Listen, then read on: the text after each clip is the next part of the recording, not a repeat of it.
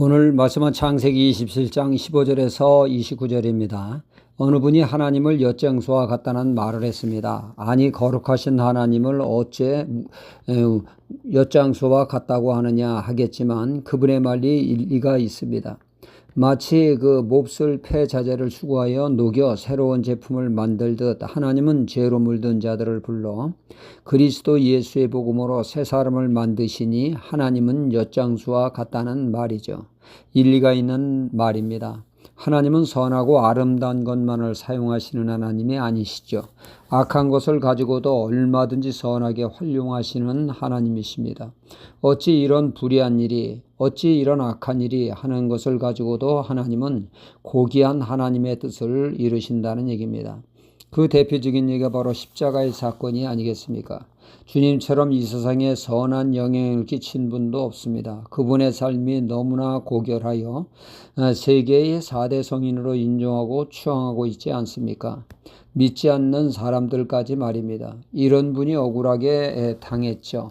신성모독이니 귀신 들린 자니 미친 자니 악한 자니 등 당시 종교 지도자들은 멀쩡한 주님을 죄인으로 몰아 십자가에 달리는 있을 수 없는 악행을 저질렀습니다.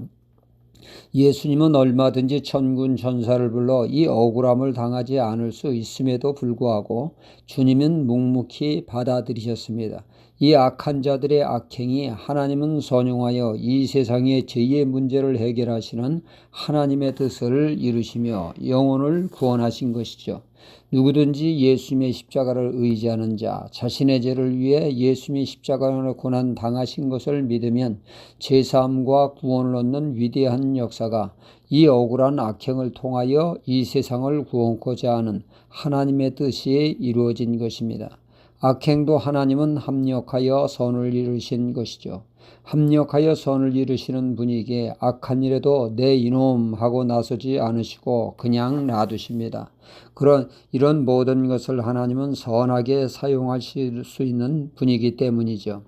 요셉을 보면 그가 형들에게 딱히 잘못한 것이 없습니다. 단지 형들의 자존심을 건드린 말을 했을 뿐이죠. 그렇다고 그것이 죽이네 살리네 하는 큰 잘못은 아닙니다. 하지만 형들은 그것을 꽁하니 마음에 차곡차곡 쌓아두게 되죠.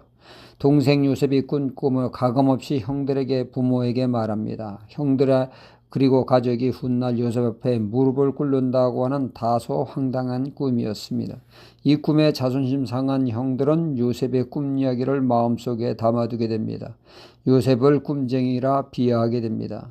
이 꿈으로 형들은 잊지 않고 있다가 보복을 하게 되죠. 요셉이 아버지의 심부름으로 형들에게 왔을 때 형들은 요셉을 물마른 우물 속에 빠뜨려 굶겨 죽이려 했습니다. 그러다가 제중에는 장사꾼에게 종으로 그를 넘기게 됩니다. 아버지 야곱은 요셉 때문에 눈물의 세월을 보내게 됩니다. 형들의 범죄는 완전 범죄로 그렇게 유야무야 지나갈 것 같았습니다. 아버지 야곱이 눈물의 샘을 보낼 때에도 하나님은 끝까지 침묵하셨습니다. 요셉은 형들에게 기가 막힌 일을 당해 종으로 팔려갔을 뿐만 아니라 부인마님의 모함으로 옥살이까지 억울한 일은 계속되었습니다. 하지만 하나님의 침묵은 계속되었죠. 감옥에서 요셉은 왕의 신하들을 돌보게 되고 그 인맥을 통하여 그는 바로왕 앞에 서게 되고 바로왕의 꿈 해몽을 하며 답까지 제시함으로 그는 애굽의 국무총리로 발탁이 되어 가족을 기근에서 구원하게 되는 하나님의 위대한 역사를 이루게 되었습니다. 이 악한 일들을 하나님은 선용하여 요셉을 우뚝 서게 했으며 가족들을 기근에서 구원하셨던 것입니다. 오늘 말씀의 아버지 이삭은 감쪽같이 속이는 야곱에게 꼼짝없이 속아 넘어가 큰 아들인 줄 착각하고 축복을 하게 됩니다.